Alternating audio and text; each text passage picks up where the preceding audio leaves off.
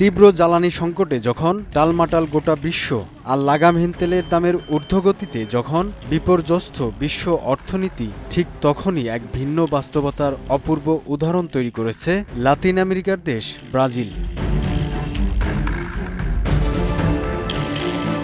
সীমিত জীবাশ্ম জ্বালানির ওপর নির্ভর না করে দেশটি ভরসা রেখেছে তাদের বিশাল সবুজ কৃষি জমির ওপর।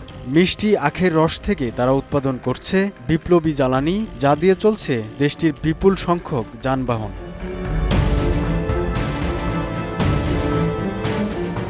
ব্রাজিলের ব্যস্ত রাজপথে ব্যক্তিগত গাড়ি, যাত্রীবাহী বাস, এমনকি দ্রুতগামী মোটরসাইকেল সবই চলছে আখের রস থেকে উৎপাদিত জাদুকরী জ্বালানি দিয়ে। কিন্তু এই বিস্ময়কর জ্বালানি তৈরির নেপথ্যে রয়েছে এক নিপুণ বৈজ্ঞানিক কারিশমা।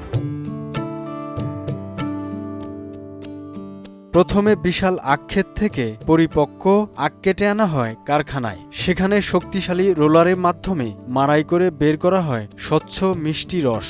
অবশিষ্টাংশ হিসেবে পাওয়া শুকনো আঁশ, বাগাস পুড়িয়েই মেটানো হয় কারখানার বিপুল বিদ্যুতের চাহিদা। নিষ্কাশিত রসকে নিখুঁতভাবে ফিল্টার করে তৈরি করা হয় এক ঘন চিনি দ্রবণ। এরপরই শুরু হয় সবচেয়ে রোমাঞ্চকর গাজন প্রক্রিয়া। জীবন্ত ইস্টের প্রভাবে রাসায়নিক বিক্রিয়ায় শর্করা রূপান্তরিত হয় উচ্চ দাহ্য তরল অ্যালকোহলে।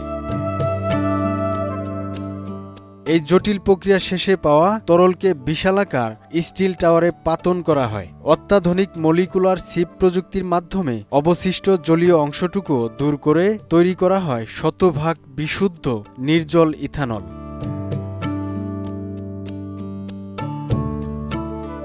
ব্রাজিলের রাস্তায় চলা স্মার্ট ফ্লেক্স ফুয়েল গাড়িগুলো এক অসাধারণ সেন্সরের মাধ্যমে নিমিষেই চিনে নেয় ট্যাঙ্কে থাকা জ্বালানির ধরন। সেই অনুযায়ী ইঞ্জিনের ইলেকট্রনিক কন্ট্রোল ইউনিট স্বয়ংক্রিয়ভাবে বদলে ফেলে তার কার্যক্ষমতা।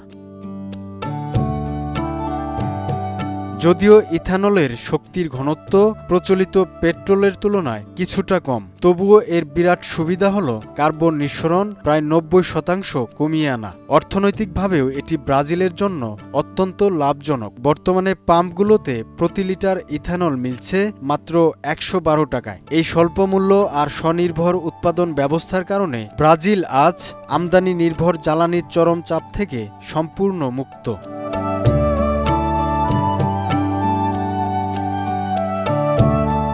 ব্রাজিলের এই ঐতিহাসিক সফলতা মূলত দীর্ঘমেয়াদী পরিকল্পনা আর উন্নত প্রযুক্তির এক নিবিড় মেলবন্ধন। এই অনন্য দৃষ্টান্ত আমাদের চোখে আঙুল দিয়ে দেখিয়ে দেয় যে বিকল্প শক্তির টেকসই উৎস মাটির নিচে নয়, বরং লুকিয়ে আছে মাটির ওপরেই।